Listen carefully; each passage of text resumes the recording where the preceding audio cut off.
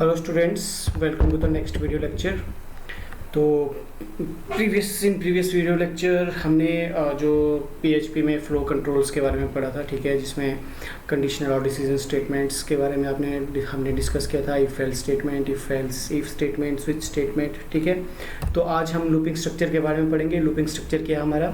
देखिए, जब हम पीएचपी में कोई कोड लिखते हैं, ठीक है, तो अगर उस कोड को या उस कोड के जो हमने प्रोग्राम्स क्रिएट किया है उस कोड को अपने बार बार एग्जीक्यूट करना है up to a certain condition, ठीक है। ये कंडीशन आपने दी है और आप चाहते हो कि उस कंडीशन तक मेरा प्रोग्राम एग्जीक्यूट करता रहे, चलता रहे। जैसे फॉर एग्जांपल आपने नंबर्स प्रिंट करे फ्रॉम 1 to 10। 1 to 10 प्रिंट करने के लिए क्या है, आपको एक सीक्वेंस में चलना पड़ेगा, जैसे 1 2 3 4 5 अप टू 10, ठीक है। उस तरह का जब आपने एक स्ट्रक्चर एक पर्टिकुलर लूप में चलना होता है तो हम लोग लूपिंग स्ट्रक्चर को यूज़ करते हैं, ठीक है। पीएचपी में हमारे पास जो लूप्स हैं वो 4 तरह के लूप्स हैं। जावास्क्रिप्ट में भी आपने पढ़े थे, वाइल लूप पढ़ा था हमने, डू वाइल लूप पढ़ा था, फॉर लूप पढ़ा था, और इसमें एक हमारा एक्स्ट्रा लूप है फॉर ईच लूप, ठीक है। वाइल लूप आपको पता है, वाइल लूप क्या, एक स्पेसिफाइड कंडीशन आपको दी होती है, जब तक वो कंडीशन ट्रू है आपका जो लूप है वो एग्जीक्यूट करेगा। मतलब उस लूप के अंदर जो आपने प्रोग्राम्स डाले हैं वो एग्जीक्यूट करते रहेंगे और उसका आपको रिजल्ट डिस्प्ले होता रहेगा, ठीक है।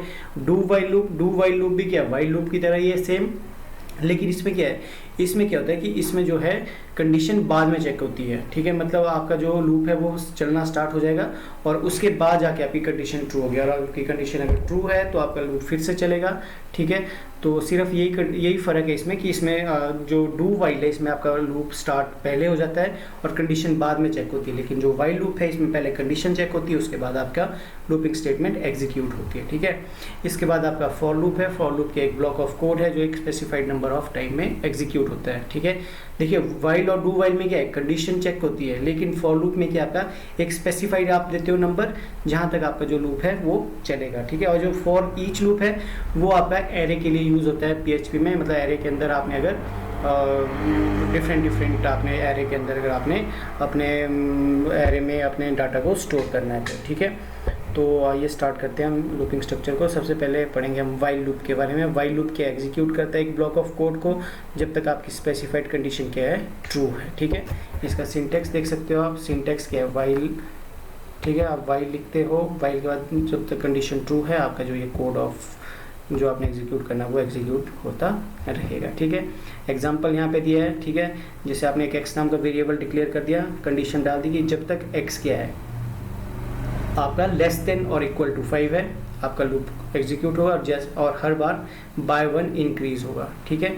और जैसे आपकी ये कंडीशन फॉल्स हो जाएगी आपका जो लूप है वो आपका काम करना बंद कर देगा, ठीक है। तो इस प्रोग्राम को देखते हैं करके एक बार। देखिए किस तरह करते हैं हम पीएचपी के प्रोग्राम को। आपको मैंने पहले भी बताया था वेब सर्वर इंस्टॉल होना चाहिए, ठीक है। उसको इंस्टॉल होने के बाद उसको एक्टिवेट करना है आपने। एक्टिवेट करने के लिए सिंपल आप उसको डबल क्लिक कीजिए और वो आपका जब ग्रीन हो जाएगा, जैसे मेरा भी रेड है, ठीक है, अभी ये आपका एग्जीक्यूट नहीं हो रहा है, जैसे ये ग्रीन हो जाएगा वैसे ही मेरा जो वेब सर्वर है वो एग्जीक्यूट होना स्टार्ट हो जाएगा, ठीक है। देखिए ग्रीन हो गया तो दैट मीन्स मेरा वेब है वो एग्जीक्यूट होना स्टार्ट हो गया। तो अब मेरे पास टेस्ट पीएचपी नाम की एक फ़ाइल ऑलरेडी है। इसमें ये जो हमने यहाँ पे कोड किया है किसके लिए किया हमने, ये अभी डू वाइल लूप के लिए, वाइल लूप के लिए, ठीक है। तो इसके लिए हम इस कोड को चेक करते हैं कि चलता है या नहीं। तो एक वेरिएबल डिक्लेयर कर दिया एक्स नाम का, ठीक है। इसको कुछ इनिशियल वैल्यू दे दो, फॉर एग्जांपल 1 दे दो, ठीक है। वाइल में कंडीशन डाल दो कि जब तक आपका जो एक्स है उसकी वैल्यू लेस देन और इक्वल टू 10 है, ठीक है। तो क्या हो, आपका जो है इको हो, क्या इको होना चाहिए मेरा x, ठीक है।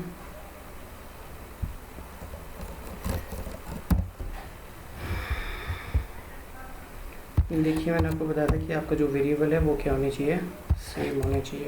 ऊपर मैंने स्मॉल लेटर्स में डिक्लेयर किया लेकिन यहाँ पे कैपिटल लेटर हो गया था। और हर बार x जो है वो इंक्रीज बाय 1 करो। तो इससे क्या होगा, जो x की इनिशियल वैल्यू है 1 वो क्या होगी, डिस्प्ले होगी और हर बार वो 1 से इंक्रीज होगा। मतलब स्टार्टिंग में 1 वेदर 1 इज लेस देन और equal to 10, condition is true, तो मेरा जो 1 है वो डिस्प्ले हो जाएगा। और x plus plus that means कि x की वैल्यू बाय 1 इंक्रीज होगी। अब x की वैल्यू क्या बन गई 2, और फिर से ऊपर जाएगा, क्यों, क्योंकि अभी कंडीशन ट्रू थी, फिर से ऊपर जाएगा 2 चेक करेगा लेस देन इक्वल टू 10 है, यानी ठीक है, चलता जाएगा कब तक, जब तक ये वैल्यू 10 से इंक्रीज ना कर दी जाए। ठीक है, अब आइए इसको हम लोग सेव करते हैं एक बार और इस प्रोग्राम को रन करके देखते हैं। ठीक है, टेस्ट किस तरह से देखते हैं इसको, लोकल होस्ट test.php, ये देखिए 1 2 3 4 5 6 अप टू 10। अगर मैं इसके बाद एक और इको स्टेटमेंट लिखता हूँ जिसमें मेरे को क्या फ़ायदा हो जाएगा, जैसे कि आप देख रहे होंगे ये बिल्कुल साथ में है मेरे पास जो आ रही है नंबर्स, तो मैं इसको थोड़ा सा ब्रेक स्टेटमेंट के साथ ब्रेक कर देता हूँ। देखिए इस तरीके से अब मेरे पास क्या है 1 to 10 इंक्रीज हो गया। जैसी वैल्यू 11 आई, 11 यहाँ पे चेक हुआ वेदर 11 इज लेस देन और equal to 10, condition is false, मेरा लूप खत्म हो गया, लूप के बाहर आ गया मेरा प्रोग्राम और इसका जो काम था वो कंप्लीट हो गया। तो इस तरह से हम लोग वाइल लूप को यूज़ करते हैं PHP में। ठीक है, सॉरी, वाइल लूप के बाद जो हमारा नेक्स्ट लूप है वो है डू वाइल लूप। सेम है आपका वाइल लूप की तरह, मैंने आपको बताया था, लेकिन इसमें क्या आपकी कंडीशन पहले एग्जीक्यूट होती है। देखिए यहाँ पे सिंटेक्स में do code to be execute and after the execution of the your code your while condition will be checked. ठीक है, सो इसका भी एग्जांपल यहाँ पे देखते हैं हम लोग करके, उसी में देखते हैं कि क्या फ़र्क आता है। ठीक है, तो वाइल को आप क्या कीजिए, यहाँ से कट कर दीजिए, यहाँ पे डू लिख दीजिए, ठीक है, और इसके बाद वाइल लिख दीजिए। ठीक है, कंट्रोल एस कर दीजिए और इसको एग्जीक्यूट कीजिए। ठीक है, देखिए आपका प्रोग्राम क्या है, सेम एग्जीक्यूट हो रहा है, कोई ज़्यादा फर्क नहीं है। लेकिन अगर मैं ये वाली कंडीशन में यहाँ पे लेस देन घटा देता हूँ, फिर देखते हैं, देखिए अब तो मतलब आपका जो प्रोग्राम है वो आपका एग्जीक्यूट सेम होगा, लेकिन क्या है आपके इसमें कि आपकी जो कंडीशन है वो पहले आपकी चेक होगी। ठीक है, जब आपकी कंडीशन पहले चेक होगी वाइल लूप में, उसके बाद एग्जीक्यूट होगी। लेकिन डू वाइल में क्या आपका पहले आपका जो आपकी स्टेटमेंट्स है वो एग्जीक्यूट होगी और उसके बाद आपका जो लूप है वो एग्जीक्यूट होगा। ठीक है, तो ये फ़र्क है आपका वाइल और डू वाइल में। ठीक है, तो ऑलमोस्ट सेम फंक्शनैलिटी है, फ़र्क सिर्फ ये है कि आपका क्या है कि आपका जो प्रोग्राम है वो क्या करेगा, पहले आपका स्टेटमेंट्स को एग्जीक्यूट करेगा, उसके बाद कंडीशन को चेक करेगा। ठीक है, तो नेक्स्ट मूव करते हैं अब हम लोग, जो हमारा नेक्स्ट लूपिंग स्ट्रक्चर है वो है फॉर लूप। फॉर लूप क्या है, फॉर लूप में मैंने आपको बताया था कि एडवांस आपका लूप है जिसमें हम लोग स्पेसिफाई करते हैं पहले कि कहाँ तक आपने अपने लूप को चलाना है। ठीक है, जिस ऊपर आप कंडीशन चेक करे थे कि ग्रेटर देन और less than equal to, greater than equal to, less than equal to आपकी कोई कंडीशन है वो ट्रू है तब तक आपकी कंडीशन एग्जीक्यूट होगी। लेकिन जो फॉर लूप है, फॉर लूप में क्या है, हम लोग क्या करते हैं, आप इनिशियल एक काउंटर देते हो, मतलब एक इनिशियलाइज करते हो वैल्यू को। टेस्ट काउंटर मतलब आपका क्या है, ये इसका सिंटेक्स है। ठीक है, फॉर लिखते हैं हम, फॉर के अंदर ब्रैकेट के अंदर क्या लिखते हैं, इनिशियल वैल्यू, इनिशियलाइज करते हैं हम अपने वेरिएबल को। टेस्ट वैल्यू मतलब आपकी जो कंडीशन है वो यहाँ पे टेस्ट होगी, और इंक्रीमेंट काउंटर मतलब आपका बाय 1 इंक्रीज होगी। ठीक है, उसके अंदर आप कोड को एग्जीक्यूट करोगे। ठीक है, यहाँ पे दिया देखिए इनिशियल काउंटर क्या, initialise the loop counter value, test में क्या आपकी कंडीशन है, और इंक्रीमेंट में इंक्रीज योर वैल्यू बाय 1 है। ठीक है, तो इसका प्रोग्राम देखिए, इसका कोई प्रोग्राम करके देखते हैं हम लोग, यही प्रोग्राम जो 1 to 10 कर रहा था आपका नंबर डिस्प्ले, इसी को करके देखते हैं। इसमें आप डायरेक्टली फॉर लूप लिखिए। ठीक है, इनिशियलाइज कीजिए एक वेरिएबल को, जैसे मैंने x नाम का वेरिएबल लिया, इसकी इनिशियल वैल्यू दे दी 1। ठीक है, अब मैंने कंडीशन डालता हूँ मैं यहाँ पे x इज़ लेस देन और इक्वल टू 10। ठीक है, और x क्या होगा हर बार बाय 1 इंक्रीज। ठीक है, अब देखिए सब चीज़ें मैंने एक ही लाइन में लिख दी, लेकिन जब आप फॉर लूप या वाइल लूप या डू वाइल लूप यूज़ करे थे, वहाँ पे क्या था आपके पास, आप उसको एग्जीक्यूट करने के लिए आप उसको अलग अलग से लाइंस में लिखते थे। लेकिन यहाँ पे फॉर लूप एक एडवांस लूप है जिसमें आप एक ही लाइन में उसकी स्टार्टिंग पॉइंट, उसकी कंडीशन और उसका जो इंक्रीमेंट है वो लिख देते हो। ठीक है, तो यहाँ पे मैं कर लेता हूँ इको। ठीक है, और x को करता हूँ डिस्प्ले, इको, एक ब्रेक स्टेटमेंट को करता हूँ डिस्प्ले। ठीक है, अब यहाँ पे मुझे जो आप इंक्रीज़ करते थे बाय 1 वो लगाने की ज़रूरत नहीं है, ठीक है। अब आप इसको चेक करते हैं एक बार कि क्या ये एग्जीक्यूट हो रहा है। एरर बता रहा है ये आपका, क्या है, अनएक्सपेक्टेड एरर, लाइन नंबर 7।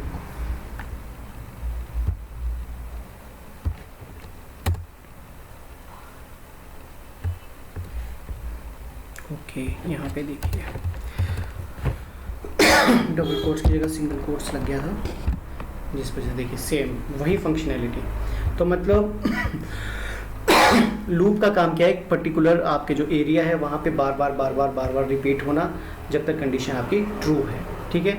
तो काम सबका सेम होता है, मैंने आपको एक ही प्रोग्राम सब लूप्स में करके बताया, ठीक है। आउटपुट उसकी सेम आ रही है। तो अगर आपको एग्जाम में स्पेसिफाई करके दिया होता है कि आपने इस लूप से ये काम करना है, तब आप वो लूप लगाइए, अदरवाइज आप किसी भी लूपिंग के प्रोग्राम को किसी भी लूपिंग स्ट्रक्चर के साथ कर सकते हो, ठीक है। तो ये था आपका फॉर लूप के बारे में। अब फॉर ईच लूप, मैंने आपको फॉर ईच लूप के बारे में बताया कि फॉर ईच लूप हम लोग यूज़ करते हैं एक आपके एरे के अंदर वैल्यूज़ को इंसर्ट करने के लिए, ठीक है। देखिए इसका सिंटेक्स, फॉर ईच आपका कीवर्ड हो गया, ठीक है। अब आप एरे का नाम लिखोगे, एज इज़ अ कीवर्ड, ठीक है। फिर वैल्यू, जो आपने वैल्यू उसमें डालनी है वो, ठीक है। और कोड टू बी एग्जीक्यूट, जो कोड आपने लिखना है, ठीक है। तो इसका एक एग्जांपल यहाँ पे देख लेते हैं हम साथ में कि किस तरह से हम लोग करते हैं फॉर लूप यूज। देखिए इसमें हमने एक कलर नाम का एक वेरिएबल लिया, एक एरे लिया एक, ठीक है, और इसमें ये वैल्यूज़ डाल दी, ठीक है। अब क्या करेंगे हम, जो कलर है हमारा, इसके अंदर ये जितनी भी वैल्यूज है इसको हम लोग उस एरे के अंदर डालना शुरू करेंगे, ठीक है। Array name as keyword, value, ठीक, value is a keyword. For each क्या करेंगे हम, वैल्यूज़ को डिस्प्ले करेंगे, ठीक है। आइए हम देखते हैं जैसे कि एरे की वैल्यूज़ को आप कैसे डिस्प्ले कर सकते हो, ट्राई करते हैं इसको। जैसे फॉर एग्जांपल मैंने एक एक्स नाम का एरे बनाया, ठीक है, जिसके अंदर मैंने डिफरेंट वैल्यूज दे दी, जैसे 1 2 3, ठीक है। देखिए एरे बनाने के लिए हम लोग क्या करते हैं, वेरिएबल नेम लिखते हैं इक्वल टू एरे कीवर्ड लिखते हैं, और उसके अंदर जो डिफरेंट एरे क्या होता है, एक वेरिएबल के अंदर जब आप डिफरेंट वैल्यूज इंसर्ट करते हो, ठीक है। वेरिएबल एक है लेकिन इसके अंदर वैल्यूज क्या 1 2 3, ठीक है। तो ये मेरा एरे है, ठीक है। अब इस एरे को जब मैंने डिस्प्ले करना है कि इस एरे के अंदर क्या क्या वैल्यूज है, तो मैं फॉर ईच कीवर्ड यूज़ करता हूँ, ठीक है। लूप है मेरा फॉर ईच, ठीक है। एरे नेम क्या है मेरा, एरे नेम मेरा एक्स है, ठीक है। एज कीवर्ड है, ठीक है, और वैल्यू, ठीक है। अब इसकी वैल्यूज को क्या करेंगे, हम डिस्प्ले करेंगे इको, ठीक है। इको क्या करेंगे हम, इसकी वैल्यूज को,